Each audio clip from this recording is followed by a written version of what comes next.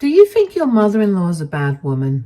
Try having one who literally tried to kill you. Yes, that's what my mother-in-law did.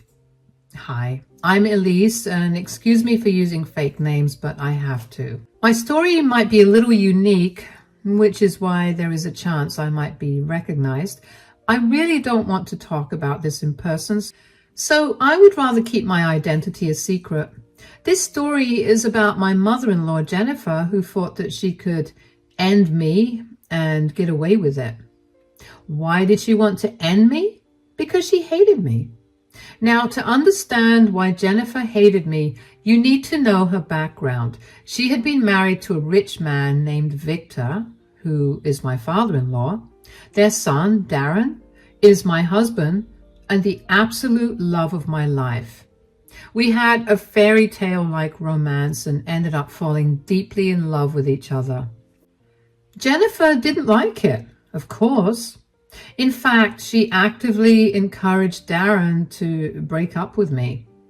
Why, you may ask? Well, it was because she belonged to a rich family while my family was hardly middle class. Jennifer was offended that her son would even think about being with someone like me, let alone marry. Initially, Jennifer kept her tantrums to a certain limit. She used to bother Darren and nag him about breaking up with me. I tried several times to extend an olive branch and meet her so that we could get to know each other, but Jennifer was always nasty to me. Even in public events, she would openly make fun of me and my family while Darren stood up for me. I avoided drama because I didn't want to come between Darren and his mom. So I kept my mouth shut and only protested when she crossed all limits. Darren and I ignored all of Jennifer's protests and continued our relationship. Jennifer kept bugging us but didn't escalate until a dinner party that Darren had organized at his grandmother's house. We were all having a great time. That was until Jennifer came up to me and said, "Don't you dare think about marrying my son, Elise. I will never let that happen."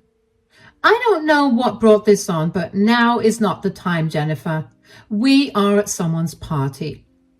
You don't have to act all innocent, Elise. I know you tricked my son into deciding to marry you.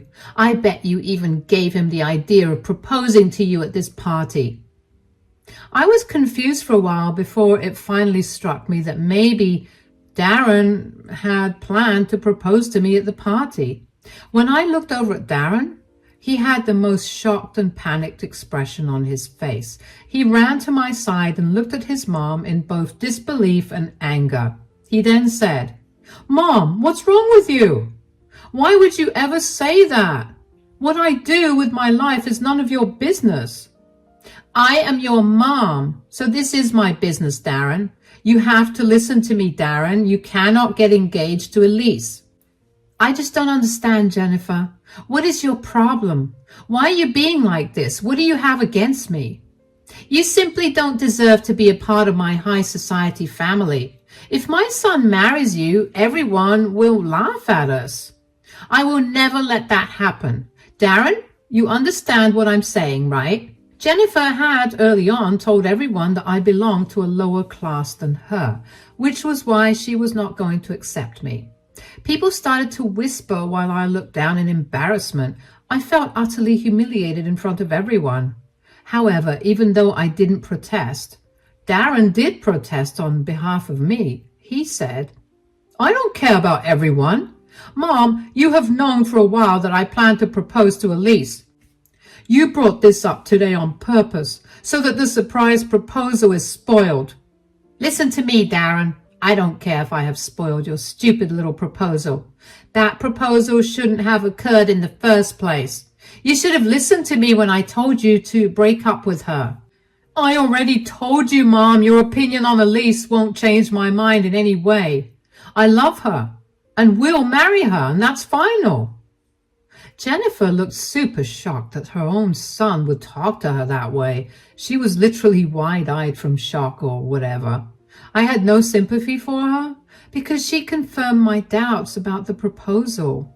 Darren had indeed planned something romantic to surprise me, and the surprise was now completely ruined. I was a little sad about it, but that sadness left my mind when I saw Darren showing his shiny backbone to his mother. Jennifer, of course, had a problem with that. She, as usual, turned to me and started to accuse me of turning her son against her. She yelled at me and said, "This is your fault, Elise. You have corrupted my son and turned him against me. I always knew you were a gold digger, and this proves everything." I have no clue what you're talking about, Jennifer. You can't just blame me for whatever comes to your mind. My son was such an established gentleman. He would have never raised his voice at his mother in the past. But you came into his life with your low-class behavior and spoiled his manners. If that's what's happened, Jennifer, I think I did Darren a favor. He really needed to stand up against his awfully controlling mother anyway. I might be middle class, but I know manipulation and control issues when I see it. He is my son, so I can do whatever I want with him. Darren should know better than to defy me and my opinions. Well, you were not the one getting married, so I don't see how you get an opinion. Anyway, I think you should let Darren decide what he wants to do with his life. I will not let him ignore me and run our reputation to the ground. Darren, you are going to stop this madness and leave this ridiculous woman who has no place in our household. Jennifer looked at Darren and was still expecting him to agree with her. This delusional woman thought that she could just walk in and demand our breakup. As if Darren hadn't already made his intentions clear to her. I swear the woman was acting absolutely crazy. Very unsurprisingly, to all of us except Jennifer, Darren refused her demand and said, "You already know what I'm going to say, Mom. I am not leaving my girlfriend, who will soon be my future wife." "You are being childish and immature, Darren. Just break up with her and I promise we will never talk about this again. If you are so lonely, I will find a nice woman for you from among my friends' daughters. You don't need to marry a low-class woman just because you need someone." "I don't just need anyone, Mom. I need Elsie in my life. I'm done having this conversation with you. You kept insulting my girlfriend and she didn't even insult you back. You have been exceptionally mean to her, and I won't put up with your behavior." Darren then took my hand and we walked out of the party. Jennifer looked really furious that her precious son was walking away from her too with a middle-class woman. She took that personally, and I realized then that Jennifer would never accept me as her daughter-in-law. It was a sad thing, but I didn't dwell on it too much. She wasn't exactly a good person, so I wasn't rushing to have a relationship with her. It was better this way. Soon after the party, Darren proposed to me. He actually had a separate surprise party with close friends and proposed to me in front of them. I was over the moon because I had been waiting for the proposal. I won't lie to you guys, but I was afraid that Darren would change his mind after the little tussle we had with Jennifer. I had expected him to take some more time to reconsider everything and maybe then propose. But Darren is a committed guy and decided not to put off the engagement just because his mother acted like a child and spoiled everything. Darren quickly took action and came up with a brilliant plan that made me very happy. I didn't think twice before accepting his proposal. He is truly the love of my life, and I know I want to spend the rest of my life with him. Victor was also present at the party and looked really happy to see us engaged. However, when Jennifer discovered the engagement and the fact that she was excluded from it, she went absolutely crazy. She kept calling and texting Darren about how disappointed she was, among other things. He ignored all forms of communication from Jennifer because she was being mean to me again. Eventually, Jennifer changed tune and started to beg Darren to talk to her. Darren was still not having it, but one day, Victor came to our place and said, "I think you guys know why I'm here. I hope we can talk about, I believe you're here to speak on behalf of Mom." Yes, Darren. Look, I know that what she has done is wrong, but she's willing to make amends. She has been miserable and really wants to talk to you, son. Too bad she didn't think of this when she was busy dissing my love life. I don't know if I want to talk to her, Dad. Your mom made a mistake and now she's repenting. Please at least give her a chance to make things right. Elise, what do you say? Do you think Jennifer deserves one last chance? I guess you're right, Victor. If you say that she's willing to change, we should at least hear her out. We can do this much for you, at least. I convinced Darren to talk to his mom only because Victor requested it. He's a good man and really respects me, so I couldn't drop his word. Besides, he was right. Jennifer did deserve another chance.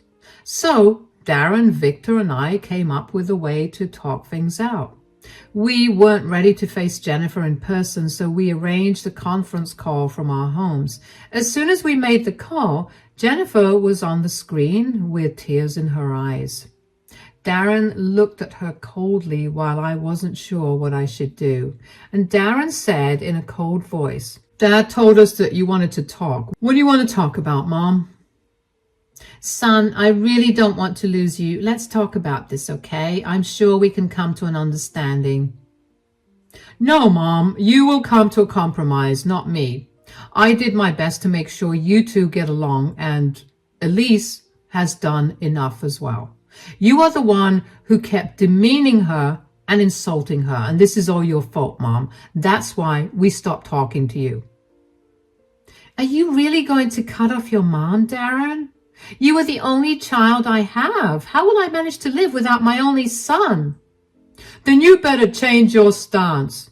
Mom, if you want to have your son in your life, you will have to treat Elise with the respect she deserves. You need to accept Elise as your daughter-in-law and try to have a relationship with her. That is impossible, Darren. I have told you a lot of times I cannot degrade myself to mix with your stupid girlfriend. Jennifer was back throwing a tantrum, and we knew talking to her would be useless. We had only agreed to have the video call with her because Victor begged us to. If it wasn't for Victor, we would have had very limited contact with Jennifer and the video wouldn't even be happening. Jennifer disregarded these little details and kept on throwing a tantrum. And that's when my father-in-law finally stepped in and angrily said, That is enough, Jennifer. You are acting like a total child. I had to go to great lengths to convince Darren and Elise to hear you out. Now I'm starting to regret my decision. What you are doing now is absolutely unacceptable. But Darren is the one being unreasonable, Victor. He wants me to accept Elise as his wife when I made it clear that I don't consider her a part of our family. In that case, you can say goodbye to your son, Mom. Like I said, I will not tolerate you constantly degrading my wife. I'm getting sick and tired of you, Jennifer. You are not the only person who gets to decide who becomes a part of the family. I wholeheartedly accept Elise, and so will you, if you don't want to lose your son. Jennifer knew that she had been cornered. She didn't have a single person on her side. No one agreed with her vain perspective and were literally asking her to make things right if she wanted a relationship with her son. Her own husband was now getting mad at her and demanding that she act like a mature, reasonable person. So in the end, Jennifer relented and said, Fine, if that's what everyone wants, I will try to have a civil relationship with Elise. I think it's also important for Elise to agree with you, Mom. She gets an opinion on whether you get another chance or not. What do you say, Elise? I am willing to look past everything and start afresh too. I know how much Darren loves you and you love him. I can do this much for him, but I need an apology from you before we start everything fresh. Darren had been pretty sad about losing his mom in the few weeks that they didn't talk. He didn't say those words to me out loud, but I knew him well enough to know that he missed his mom Now, I am not the kind of person to give ultimatums or come between families, so when Darren asked me to give Jennifer a chance, I agreed. I did it for my then fiancé and not his mom, but I also knew that I wasn't going to let Jennifer pretend that she never did something wrong. Before we started a fresh page, I needed an apology from her. But when I asked for an apology, Jennifer looked disgusted and screeched at me, saying, "What? You expect me to apologize to you?" "What's your tone, Jennifer? You are going to lose this one last chance if you react to Elise like this." "That is right, Mom. If I were you, I would choose my words and tone carefully from now on. Elise didn't ask for much. She only asked for an apology that she rightfully deserves." Okay, fine. I'm sorry, Elise. Are you happy now? Can we just move past this nonsense already? Now tell me all about your wedding plans. I am so excited. My only son is getting married. I still didn't like the way Jennifer delivered her apology, but I knew that I wasn't going to get a better one out of her. There was no way we would ever be friends, let alone family. She was always going to look down on me, and I would always keep her at arm's distance. But I accepted this outcome. Darren and Victor were happy, and that's what mattered to me. Months passed and things were somewhat better among all of us. Darren and I spent around 4 months planning the wedding, after which we totally abandoned the plan. Don't worry, we still got married. It's just that the entire wedding planning thing, along with Jennifer's insane demands, exhausted us. So instead of letting her take over the entire thing like she wanted, we eloped and got married with our friends present. I wasn't sad that I didn't get a big wedding. In fact, I was happier than ever, and so was Darren. We finally got married and were ready to start our life together. When Darren and I got back from our honeymoon, we met with Jennifer and Victor, who wanted to congratulate us. Victor was happy as usual because he didn't mind that we eloped. He was just happy for us. Jennifer, too, appeared to be surprisingly calm and congratulated us for our wedding. I made the mistake of thinking that maybe Jennifer was finally done being an uptight witch after all. Well, I was wrong about that. Old habits do die hard, guys. And that same night, she pulled me aside when no one was around and said in a nasty voice, "Bravo, Elise, you played me well. You secretly married my son before I could come up with a plan to separate you two." "What are you talking about? Wait, are you still obsessed with breaking us up? What did you think, Elise? That I would magically turn over a new leaf and accept you?"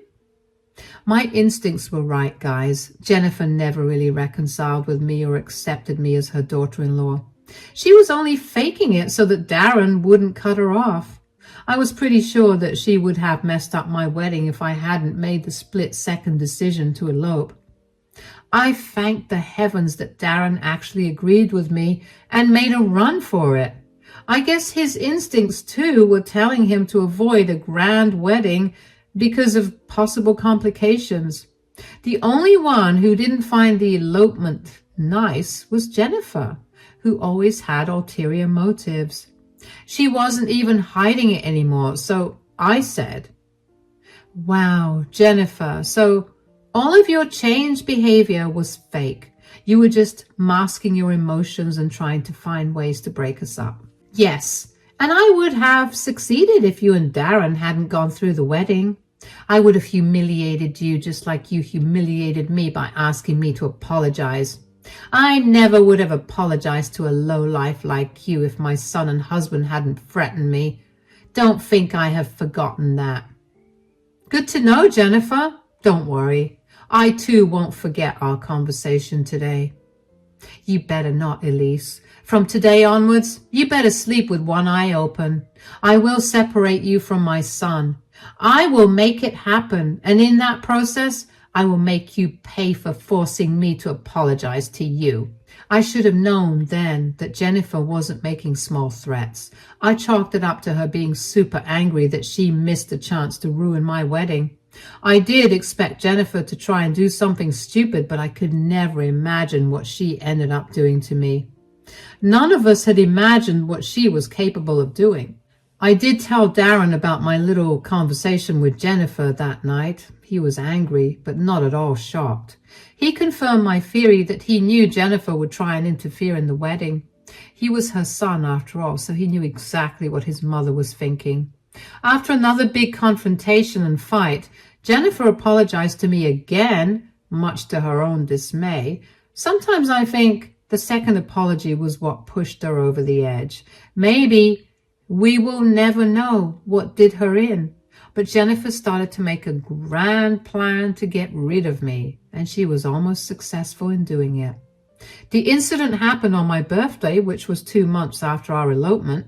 Darren had made some elaborate preparations for the party because it was my first birthday as his wife. He also wanted to have a party with everyone since most of our guests missed our wedding. So Darren arranged everything and invited a lot of guests to my grand birthday party. Jennifer was, of course, sulking that I was the center of attention again, but she actually didn't create any drama and even helped Darren with some arrangements. We, once again, mistook this as Jennifer seriously trying to have a civil relationship with me. I guess we desperately wanted this meaningless drama to end. It was just wishful thinking on our part. On the day of the party, Darren and Victor were both busy making all the last-minute preparations. The party was taking place at my in-laws' mansion, so we were at their house. I was already dressed up and ready to party. The guests were already coming, and I was a little nervous because there were a lot of people I hadn't met before. And just when my nerves were getting the best of me, Jennifer appeared out of nowhere with 2 cups. She handed me one and said, "Drink this up, Elsie. You look like you need it." "What is this, Jennifer?" "Are you blind, Elsie? It's coffee. You look really nervous, and I don't want you going out like this. I have a reputation to keep, and I don't want you to make a mess of yourself." "That was really rude, Jennifer, but thanks. The coffee really would help." "Then what are you waiting for, Elsie? Drink it up already." I didn't want my anxiety to get the best of me, so I started to drink the coffee that Elsie offered me. When I sipped it the first time, I felt like it tasted a little off. It was too bitter for my liking. And then again, it was black coffee, so I didn't think much of it anyway. I kept drinking the coffee to calm my nerves. But somehow, it made me feel really weird, and that's when I noticed Elsie. And that's when I noticed Jennifer smirking at me. She said, "How's the coffee, my dear daughter-in-law? I'm sure it's pretty good." "What have you done, Jennifer?" "You never should have taken the coffee I gave you, Elsie. Who is going to save you now? Maybe I will be finally able to take you away from my son. Did you really think you would get away with stealing him?" "Oh my God, why do I feel this way? What did you add to my coffee?" Those were some of my last words to Jennifer before I felt my throat closing up. I immediately knew what it was. I was going into an anaphylactic shock. Jennifer had definitely mixed something in the coffee she gave me. I wasn't exactly in the condition to make sense of what she may have added. I could only feel my throat swelling up and choking me. I struggled for help and watched Jennifer laugh at me. Then I think I had lost consciousness because I didn't remember anything else. I woke up in the hospital probably the next day. I was so groggy at the time that I barely remember what was going on. I found myself in a hospital bed. A doctor and nurse stood over me and were examining me. In a very groggy voice, I said, "What happened to me, doctor?" "You went into an anaphylactic shock, Mrs. Elsie. Your husband brought you in at the last minute and saved you. Do you remember what happened?" "I was drinking coffee that my mother-in-law gave me, and after that I started to feel my throat swell up. I don't remember much else. Was my mother-in-law here as well?" "Oh, yes, she was here, Mrs. Elsie. Sadly, she was later placed in a psych hold by the cops. I'm not really sure why. You may want to ask your husband about that." The doctor then took my vitals and checked me thoroughly. After he was done, he gave me some instructions and left. I was left wondering about what on earth happened. Even at that point, I couldn't properly remember that Jennifer had intentionally tampered with my drink to send me to the hospital. Everything became clear when my husband came to see me. Darren looked absolutely broken and burst into tears when he saw me. My heart broke for him because I couldn't see him like that. After a good crying session and me assuring him that I was okay, Darren calmed down a bit. Then I finally asked him what went on.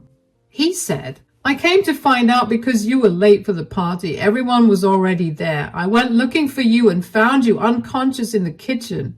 I immediately brought you here after I realized that you weren't even breathing properly."